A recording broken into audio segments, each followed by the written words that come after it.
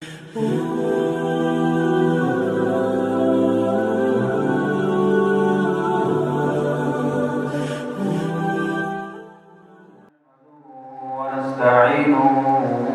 ونستغفره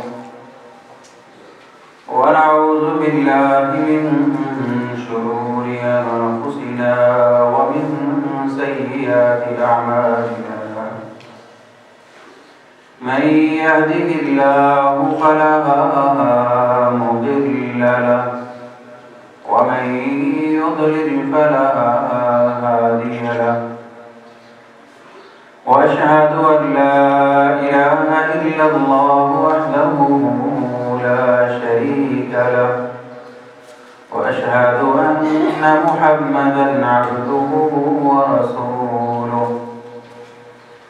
يا أيها الذين آمنوا اتقوا الله حق تقاته ولا تموتن إلا وأنتم مسلمون. يا أيها الناس اتقوا ربكم الذي خلقكم من نفس واحدة وخلق منها زوجها وبث منهما رجالا كثيرا ونساء. واتقوا الله الذي تساءلون به والأرحام إن الله كان عليكم رقيبا. يا أيها الذين آمنوا اتقوا الله وقولوا قولا سديدا يصلح لكم أعمالكم ويغفر لكم ذنوبكم. ومن يطع الله ورسوله فقد فاز فوزا عظيما.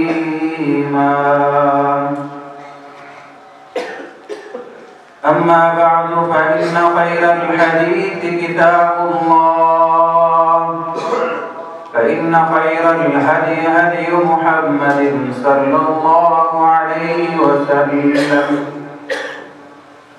وشر الأمور محدثاتها وكل محدثة بدعة وكل بدعة ضلالة وكل ضلالة في النار. أعوذ بالله السميع العليم من الشيطان الرجيم من همزه ونفخه ونفثه. بسم الله الرحمن الرحيم. لقد كان لكم في رسول الله أسوة حسنة.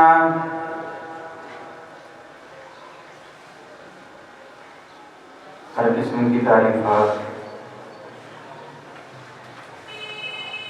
एक अल्लाह रब्बुल आलमीन के लिए है।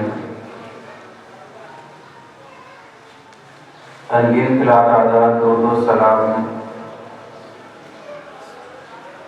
जनाब मुहम्मद रसूलुल्लाह सल्लल्लाहु अलैहि वसल्लम की ज़ात अक़दस पर। मेरे अजीज साथियों, भाइयों, बुजुर्ग दोस्तों,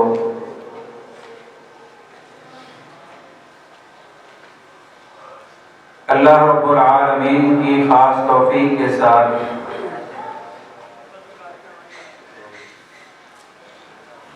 हम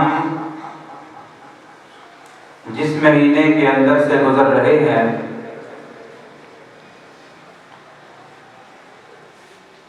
इस महीने का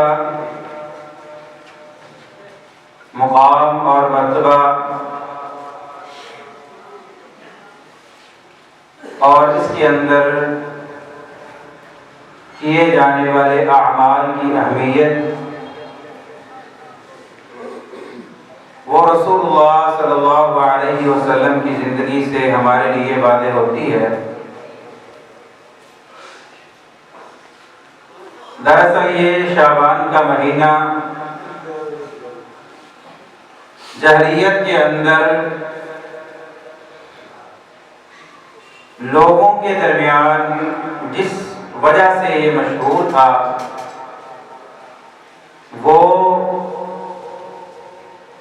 اس مہینے کے اندر وہ جاہل لوگ گھاٹیوں کے اندر پھیل جایا کرتے تھے اور رہزن بن جایا کرتے تھے، لوٹ مار کیا کرتے تھے، کیونکہ مشرکین مکہ وہ حرمت والے مہینوں کی قدر کیا کرتے تھے۔ جب حرمت والے مہینے آتے تو وہ ان ساری خرابیوں سے رک جایا کرتے تھے،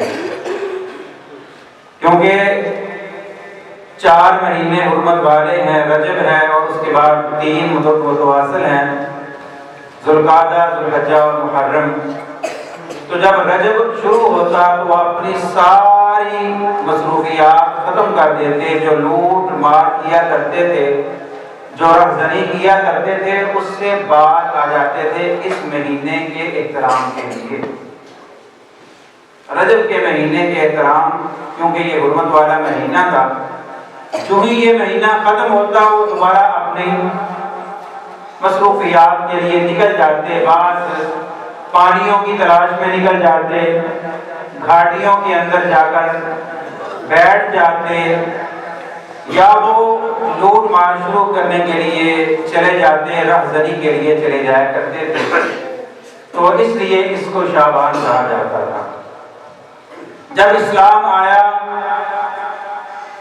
اسلام کے اندر اللہ نے جب رمضان کو فرض کیا تو رمضان کے ساتھ ملے ہونے کی وجہ سے اس کا مقام جو لوگوں کی نظروں میں غلط تصور تھا، رمضان کے ساتھ اس کے ملنے کی وجہ سے اس کا مقام اور مرتبہ بدل گیا، اس کو مقام اور مرتبہ مل گیا۔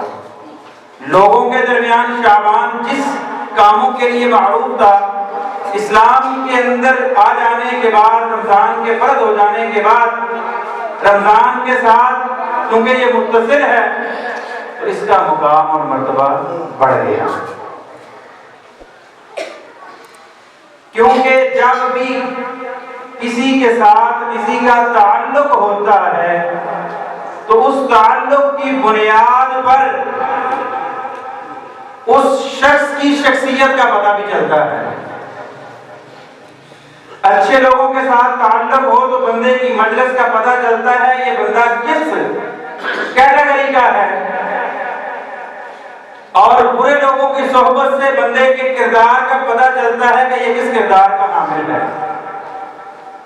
اسی لیے تو شریعت نے کہا ہے نا کہ نیک لوگوں کی صحبت اختیار کیا کرو،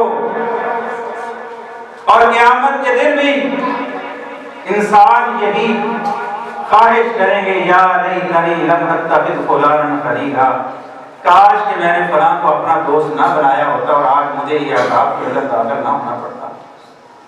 اسی طرح رسول اللہ صلی اللہ علیہ وسلم نے مجلس کی اہمیت بیان کرتے ہوئے کسی کے ساتھ تعلق جس کی وجہ سے انسان کی قدر و قیمت گرتی ہے اور جس کی وجہ سے انسان کی قدر و قیمت بڑھتی ہے، بڑے واضح اور خوبصورت انداز میں مثال دے کر سمجھایا کہ نیک بندے کی صحبت کی مثال کیسے ہے کہ جیسے خوشبو والے کے پاس بیٹھنے کی مثال ہے۔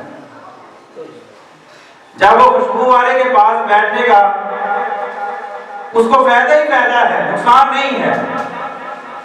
وہاں پر بیٹھے گا دوست اسے خوشبو تحفے میں دے دے گا، نہیں تو خوشبو لگانے کے لیے دے دے گا۔ اگر یہ بھی نہ ہوا کم سے کم جتنی دیر بیٹھا رہے گا خوشبو تو لیتا رہے گا نا۔ اور برے بندے کی مثال کیسے ہے کہ بٹھی والے کی مثال دے کر رسول اللہ صلی اللہ علیہ وسلم نے سمجھایا کہ جب تک وہاں پر بیٹھا ہے یا کپڑے چلا بیٹھے گا یا اس کا دھواں اسے پہنچتا رہے گا، تو جب کسی کے ساتھ تعلق ہو تو اس تعلق کی بنیاد پر مقام اور مرتبہ بڑھ جایا کرتا ہے۔ تو شعبان کا جو لوگوں کی نظر کے اندر ایک عرف کے اندر جو معروف تھا، رمضان کے ساتھ آنے کی وجہ سے، رمضان کے ساتھ متصل ہونے کی وجہ سے اس کا مقام اور مرتبہ بھی بڑھ گیا۔ اسلامی احکامات، رسول اللہ صلی اللہ علیہ وسلم کا عمل اس مہینے کے اندر، تو اس اعتبار سے شعبان کا مقام اور مرتبہ بڑھ گیا ہے۔ اس مہینے کے اندر خاص طور پر یہاں پر مجھے ایک اپنے استاد محترم کی ایک بات یاد آئی، عبدالسلام بن محمد حافظ اللہ انہیں صحت والی لمبی زندگی عطا فرمائے۔ ان کے پاس اگر کوئی طالب علم آتا نا امتحانوں کے دنوں میں بھی کوئی آتا نا داخل ہونے کے لیے، ادھر بچوں کے امتحانات چل رہے ہوتے، سال یعنی یہی دن چل رہے ہوتے تھے، تو جب ان کے پاس کوئی بچہ داخل ہونے کے لیے آتا تو کہتے اسے داخل کر لینا ہے۔ کہا جاتا شیخ محترم اب کیا پڑھے گا یہ بچہ، ابھی تو امتحان ہو رہے، امتحانوں کے بعد چھٹیاں ہو جانی ہیں۔ کہا نہیں پڑھے گا یہ، اور نہیں پڑھے گا کم سے کم جتنی دیر یہاں پر رہے گا جماعت کے ساتھ نماز تو پڑھے گا نا، کوئی درس ہوگا اس کو سنے گا، اس کی کان میں کوئی ایک بات پڑ گئی، اس پر اس نے عمل کر لیا تو اس کی زندگی سمجھ جائے گی۔ ہمیں